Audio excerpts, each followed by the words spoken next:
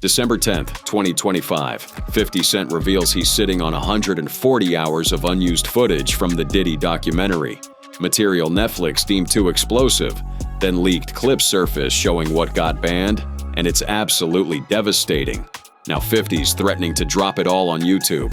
Here's the footage they didn't want you to see.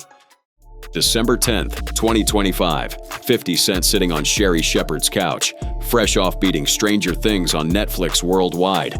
The congratulations rolling in, Sherri asking about season 2. Then 50 drops it. Or, I'll just put it on YouTube. That smirk saying he's dead serious. I want to congratulate you on your docuseries, Sean Combs, The Reckoning. It's #1 on Netflix. Yeah. Like, it's been #1 on Netflix. Did you actually expect it to be as big as it got? I expected it to be bigger. It's actually exceeded my expectations now. 4 episodes. That's what Netflix allowed. But the documentary team sat on something else entirely. A mountain of footage that never made the cut. Material powerful enough to stand on its own, without corporate gatekeepers deciding what the public gets to see. Everything couldn't make it, 50 explained on Sherri's show. It was only 4 episodes, so it was a lot. You had to pick and choose things. The editing room floor became a gold mine. 140 hours of raw footage, according to 50's own Instagram confirmation. When a fan video theorized about unreleased material, 50 responded directly. Correct 140 hours of footage. Not there was 140 hours. Present tense, there is 140 hours, meaning it still exists, meaning someone, probably 50, still has it. I think it was surprising that he actually filmed it. It was very interesting to watch a man who's known for his brand presence. You know, he has a really amazing knack for marketing. I don't understand why he filmed himself, 50 said about Diddy's self-documentation. But I'm glad he filmed himself. The implications hit different. Material this explosive doesn't need Netflix approval, doesn't need careful editing or legal department sign-offs. YouTube becomes the escape hatch. Direct to public, no filters, just raw truth. The people supporting him will be very quiet when more comes out, 50 warned. One example surfaced during the Sherri interview, something that didn't fit Netflix's narrative structure. He chooses to date people whom he knows previously dated someone, 50 revealed. He has a baby by a woman who was dating Tupac. The revelation hung there. Sarah Chapman, mother of Chance Combs, born in 2006, previously involved with Tupac back in 1995. A pattern 50 sees clearly now. The habit of targeting dead rivals' exes, making conquest personal even beyond the grave. But footage exists. Commentary sits in those 140 hours, material that would have made this connection impossible to ignore. Netflix chose restraint. YouTube won't require it. Kim Porter's death in 2018. Completely absent from Netflix's final cut. The mother of 3 of Diddy's children, her passing at 47. The conspiracy theories that followed. The documentary avoided it entirely. Too sensitive, too controversial. Her children publicly rejecting theories about their mother. Netflix respected family wishes, but questions linger. Unanswered elements of a story half told. 50 potentially holding answers in that vault of footage. The Kid Cudi firebombing allegation, raised during the 2025 trial, discussed heavily in media. The claim that Diddy ordered an attack on Cudi's Porsche after conflict involving Cassie. And so here in the case, we'd like to take a little bit more time and focus on some of the things that the jurors saw and heard. So we want to talk about the evidence of Kid Cudi's car. Leather lined with gasoline, luxury, cayenne-colored seats coated black with ash. Trial testimony detailed the Molotov cocktail, the failed ignition, the forensic evidence. Yet Netflix minimized this storyline. Lack of definitive proof, relying on witness accounts, legal liability concerns. So this car was significant in many ways, David, because we saw it in the gallery and then the jurors saw it, because this is Kid Cudi's Porsche. It's the black one that was parked in his driveway in LA when he says that someone firebombed his vehicle. Let's go inside. But 50 might release those witness testimonies anyway. YouTube operating under different standards than streaming giants. The 50 Cent beef itself. Nearly 20 years of public feuding, yet the documentary mentioned it exactly 0 times. Not a single acknowledgement of their rivalry. Professional restraint from 50, keeping focus on Diddy's alleged crimes rather than personal vendetta. What they consider a pre-existing beef, right? for 20 years, right? It's me being uncomfortable with him suggesting that he takes me shopping, or I looked at it like it was like a tester. Would have undermined credibility, made it look like a hit piece. Netflix demanded objectivity, but YouTube, that platform requires none. The personal history could provide crucial context for why 50 pursued this project so relentlessly. What they consider a pre-existing beef, right? 50 told interviewers. For 20 years, it's me being uncomfortable with him suggesting that he takes me shopping. Went away. Went away. Got in the car and said, I feel like I need to wash, like I'm dirt. That was, it showed you his character. Was that the reason for including it? Yeah, I mean, and what's the odds that you would do that in front of the camera? The Tupac murder deep dive. Documentary touched on it, included Keefe D's confession, but didn't go as deep as possible. More footage about alleged Diddy involvement sits unused. Additional witness testimonies, money trail documentation, the full conspiracy waiting to be shown. Netflix chose careful presentation, avoiding liability, maintaining journalistic distance. But those 140 hours contain material too hot for corporate comfort. The goal of what the film is trying to do is to let the audience kind of come in to ask questions like, were their decisions colored by certain things, and who got the benefit of the doubt? Time constraints on Netflix required choices. Editorial decisions about what advances the narrative versus what distracts. But YouTube removes those limitations, can deep dive into each revelation without worrying about episode length or pacing. The White Party's completely unexplored. Those legendary gatherings from 1998 to 2009, attended by everyone from Justin Bieber to Leonardo DiCaprio. All white dress codes, stilt walkers, pool swings. Diddy's representatives claiming nothing inappropriate occurred there. But what does the footage show? I think it's important to also let people know that the show is not completely the perspectives of people that did not like Sean. We weren't trying to just get the highlights, the salacious details, that the real goal was to storytell. Cassie's testimony during the 2025 trial. 4 days of emotional revelations about alleged abuse, coercion, recording without consent. The prosecution's star witness detailing how she took drugs to dissociate during freak-offs. None of that made Netflix's cut. Too recent, too raw, too legally complex. But trial transcripts exist. Public record waiting to be discussed without censorship. YouTube providing platform for unfiltered examination of testimony that helped convict Diddy on transportation charges. The self-filmed footage Netflix did use came from Diddy's own videographer, Michael Oberles, who later claimed a third party leaked the material while he was away.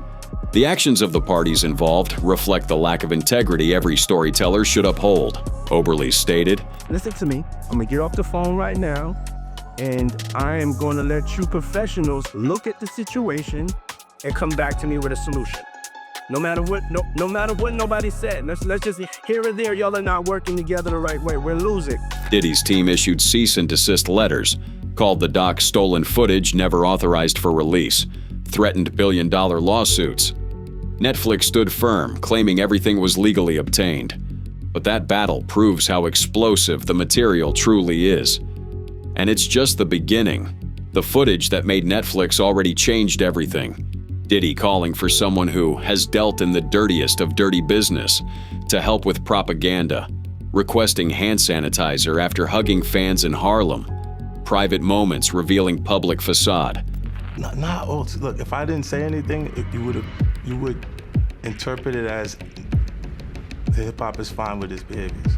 But 140 hours remain. Testimonies cut for time, allegations deemed too sensitive, connections requiring more context than 4 episodes allowed. The full story of Sarah Chapman and Tupac, the complete breakdown of Kid Cudi's car firebombing. Every detail Netflix lawyers deemed too risky. The people supporting him will be very quiet when more comes out, 50 warned.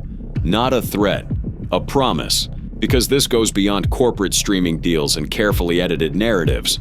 This becomes about direct access, raw truth, unfiltered reality. YouTube operates under different standards than streaming giants. No legal departments requiring sign-offs. No corporate stakeholders worried about backlash. Just upload and let the public decide. December 10th, 2025 might mark when everything changes, when documentaries stop being limited by network constraints and start being conversations between creator and audience. When 140 hours of truth become accessible to anyone with internet connection. 50 Cent sitting on the nuclear option, the full story, unedited, unfiltered, unstoppable, ready to drop whenever Netflix's version proves insufficient, ready to answer every question left hanging. The vault exists. The footage is real. And somewhere between Instagram posts and talk show appearances, 50 Cent made clear his intentions. This story doesn't end with 4 episodes. It ends when every frame sees daylight, when every allegation gets examined, when 140 hours become public record. That smirk on Sherry's couch said everything. The man who spent 20 years warning people about Diddy now holds proof. Not speculation, not rumors. Raw footage of the moments that defined a predator. And soon, everyone gets to see it. But Netflix only showed what they could, because the stuff they left out was way too explosive. December 1st, 2025, the day before Netflix drops their documentary on Sean Combs, his lawyers fire off a cease and desist letter, threatening immediate legal action. The footage in question, private moments filmed 6 days before his arrest, conversations with his attorney, strategy sessions never meant for public eyes. Netflix response? They're releasing it anyway. Sean Diddy Combs have now sent a cease and desist letter to Netflix. That's right. They are demanding it not release a docuseries featuring the embattled mogul. But here's where it gets interesting. That footage Diddy's team is calling stolen. They say it came from a documentary project Diddy himself started when he was just 19 years old. Decades of self-documentation, every major moment, every conversation, every decision. The man filmed everything. He wanted to control his own narrative, tell his own story, present his own version of events. The problem? He never finished it. And now Netflix has it. You want to put the stuff in my fanny pack, King? The exclusive video obtained by Netflix shows Combs debating with his lawyers about strategy. The spokesperson went public immediately. We have confirmed that Netflix used footage that was never authorized for release, including private moments, pre-indictment material from an unfinished project, and conversations involving legal strategy that were not intended for public viewing. What exactly constitutes these private moments Diddy's team is so concerned about? Footage showing Diddy alone in his hotel room, personal phone calls with his children, moments of genuine vulnerability and fear, anxiety attacks caught on camera. The human side he spent decades making sure the public never saw. One particularly revealing moment shows him in a vehicle after meeting fans. Oh, fuck that. Oh, Lord, you're weird. I'm away. Lord, you're weird. Be with it. I'll accept it. I need some hand sanitizer. Hold on, I got. The footage was shot September 10th, 2024, 6 days before federal agents would arrest him in Manhattan. The investigation was already underway. Diddy knew charges were coming. He was documenting everything, planning his defense strategy, collecting material for what he believed would be his version of events. And the legal strategy conversations? Those hit different. Phone calls with his attorney, Mark Agnifilo, discussing how to manipulate media perception. I want to have a life to be able to live. You know, it's really going to be hard for me to take more hits than I take it. God forbid, get in front of a jury and have a chance. Attorney-client privilege. That's the question Diddy's team is dancing around but not directly claiming. Because here's the thing, if a third party filmed it and that third party owns the footage, privilege becomes complicated. I've listened. I've been a superb client, as you said. I jumped on the plane, I'm coming to New York, but I'm just running around waiting for a shoe to drop. Diddy's team argues this was an unfinished project. Material collected since age 19, intended for a documentary about his life that he would control completely. The project was never completed before his arrest, which creates the legal gray area Netflix is now exploiting. Because you may just be a person that just may watch CNN. So you at the wrong place looking to see what the people with the possible jurors are thinking. The key phrase in their statement, no rights were ever transferred to Netflix. According to Diddy's lawyers, the footage was created for an entirely different purpose, under an arrangement that was never completed. But here's where it gets messy. The freelancer who filmed some of this material had physical possession, and if Diddy never paid him, that changes everything. And since you didn't watch it, Ebro, there's one piece. I watched some of it. Where, there's very intimate footage of Diddy with his lawyers. But in the documentary, it also talks about how he hired a young person to film him. The cease and desist letter dropped December 1st, literally hours before the Netflix premiere. The language was aggressive. Mr. Combs has not hesitated to take legal action against media entities and others who violate his rights, and he will not hesitate to do so against Netflix. A clear threat. But Netflix didn't flinch. A spokesperson for Combs accused Netflix of using, quote, stolen footage that was never authorized for release in what they called a shameful hit piece. A statement from the docuseries director says the filmmaking team obtained the footage legally. Why did the letter fail? Because Netflix is a multi-billion-dollar corporation with teams of lawyers clearing every single frame, every still photo, every piece of footage. They don't release anything without bulletproof legal clearance. Earlier in 2024, Diddy already tried this playbook. He sued NBC Universal for $100 million over their documentary, Diddy: The Making of a Bad Boy, that aired on Peacock.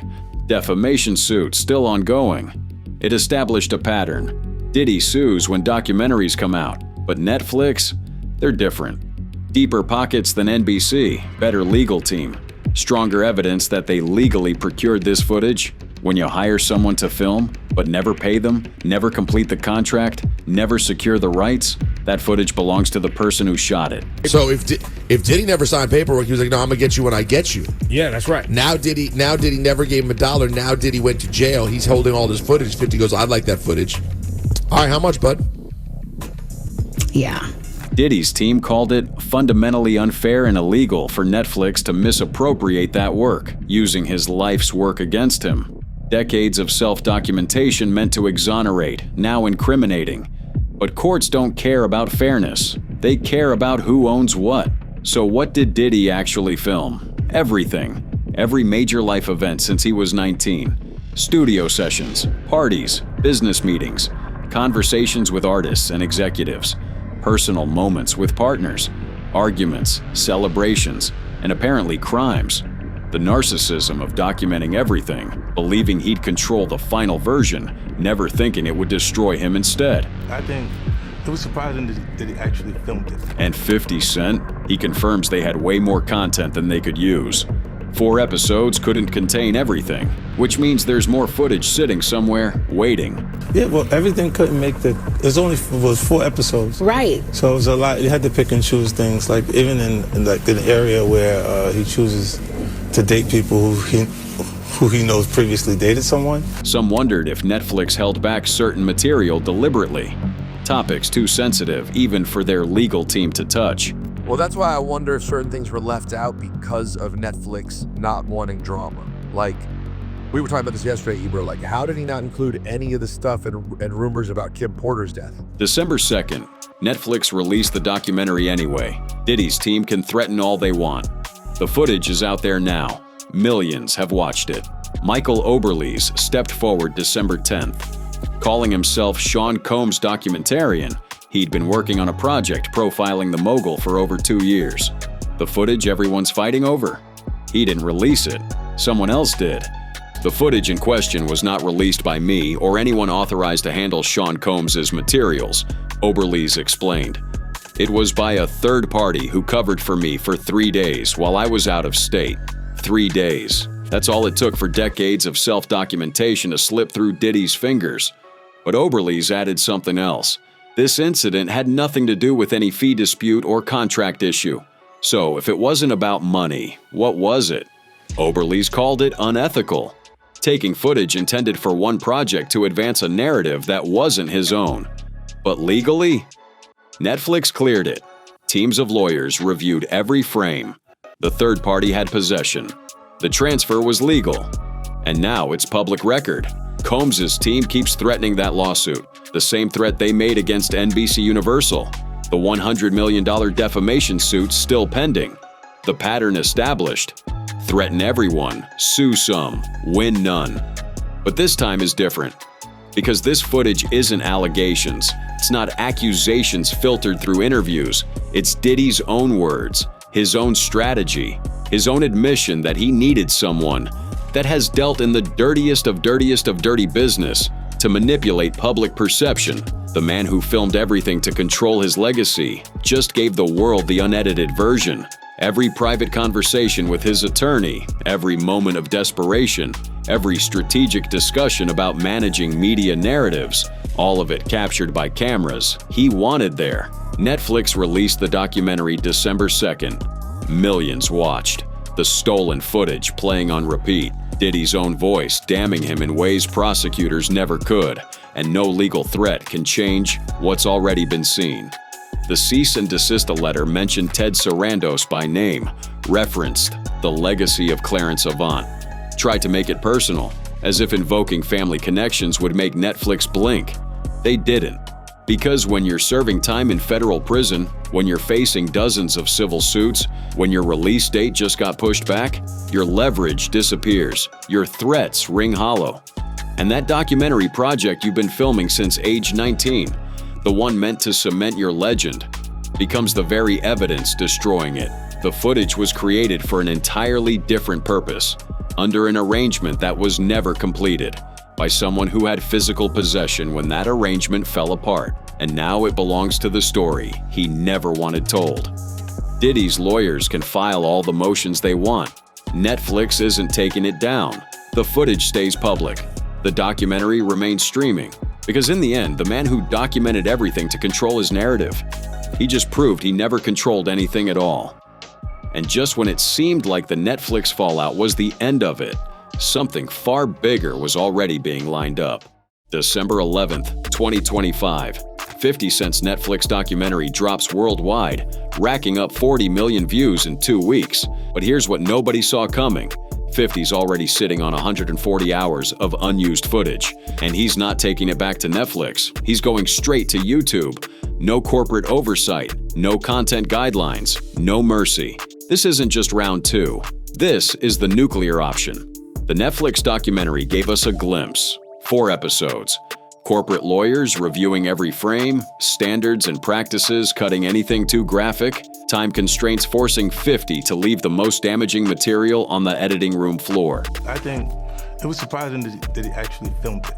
It was very interesting to watch a man who's known for his brand presence. You know, he has a really amazing knack for marketing and all of that, and how he was sort of taking that into account in how he was coming off to the public. But YouTube, that's a completely different battlefield. No network notes, no censors telling him what he can and can't say, no corporate legal team sanitizing the message, just receipts, testimony, and whatever 50 decides the world needs to see.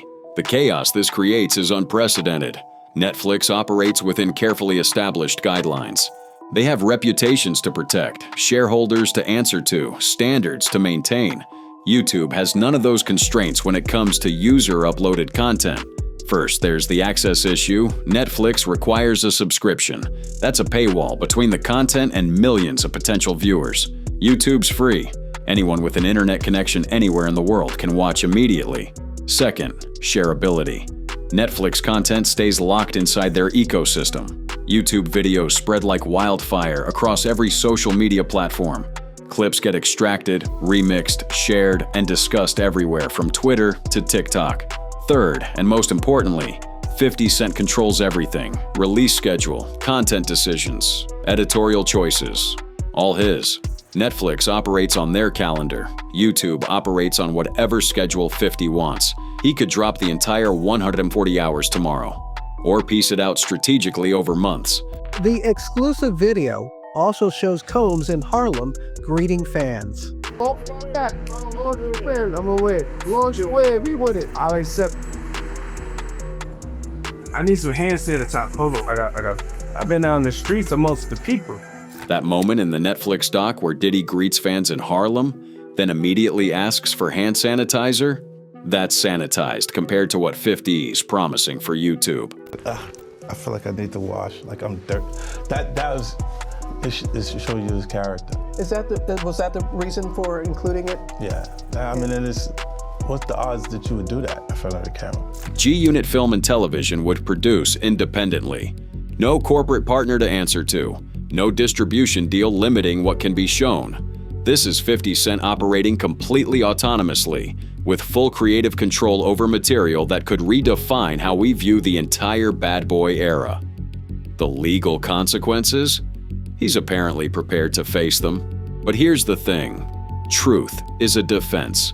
If 50's sitting on actual evidence, testimony from credible witnesses, documentation that prosecutors didn't use at trial, what exactly can Diddy's legal team do from inside a federal prison? The producer's been vocal about what got left out of Netflix. Material that will shut everybody up, he says. Revelations shocking even to people close to Diddy. Evidence making current supporters go very quiet. Serious allegations that were too graphic for a streaming platform trying to maintain mainstream appeal. Witness testimonies that prosecutors chose not to use, not because they weren't credible, but because they weren't needed for the specific charges at trial. What they consider a pre-existing beef, right, for 20 years, right, is me being uncomfortable with him suggesting that he takes me shopping, or I looked at it like it was like a tester. For years, people wrote this off as beef. Two rappers with egos clashing in the public eye. But 50's always maintained this was bigger than personal grudges. This was about accountability. The Netflix documentary touched on Keefe D's confession. It mentioned Eric Von Zip. It showed the money trail from Diddy to potential killers. Yeah, I can see how Pac felt like they had something to do with the setup, man. But speaking of Puffy, right, how do you feel about the rumor that Puffy, he gave a guy named Eric Von Zip a check for $1 million to give to Keefe D to kill Tupac? What the documentary didn't show, the full extent of Zip's involvement, complete financial records, testimony from people who saw the check, heard the conversations, knew what was really happening behind the scenes. I mean, it's all f***ed up. It was a setup. It was a plot to murder my brother. I feel f***ed up about it. I don't know that nigga, but I ain't got no love for none of them. Straight up. The emotion is real. The pain is decades old. And 50's reportedly sitting on hours of additional testimony that paints an even more detailed picture of September 7th, 1996. Syke was a Crip. Syke was an IVC Inglewood Village Crip. And he hung around. Syke would be around other Crips. So that's how, Those gang connections run deeper than what made the Netflix cut. The Crips, the Bloods, Bad Boy, Death Row. It's all allegedly documented in those remaining hours. Suge knows what happened that night in Vegas. He was in the car. He survived while Tupac didn't. Puff and Suge had a conversation behind the House of Blues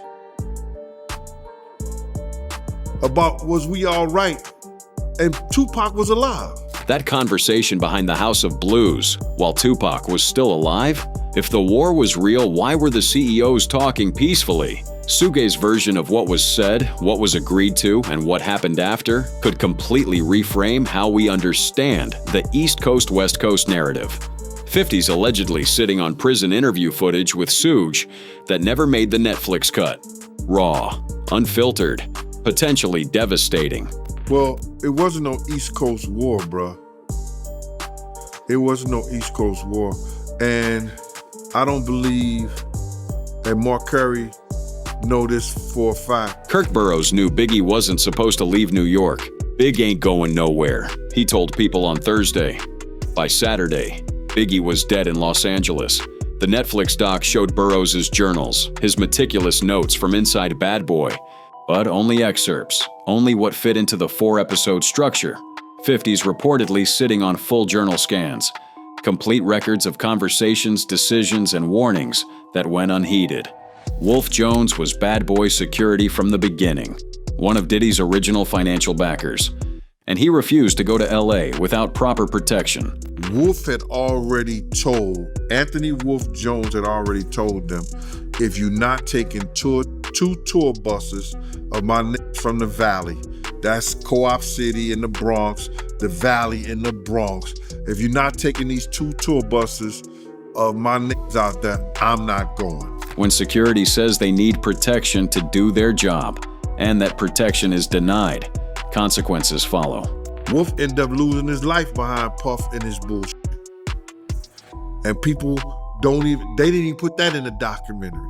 That accusation, that Wolf ended up murdered because of Diddy's decisions, is heavy. And if 50's got the full story, complete with testimony from people who were there, it could be explosive. Then there's the personal abuse, the allegations that went beyond professional misconduct into darker territory. I am just in trauma-based mode right now. I wake up ready to solve all the problems of the day, and I go to sleep and I wake up and do it again. Aubrey O'Day's interview revealed the ongoing psychological toll.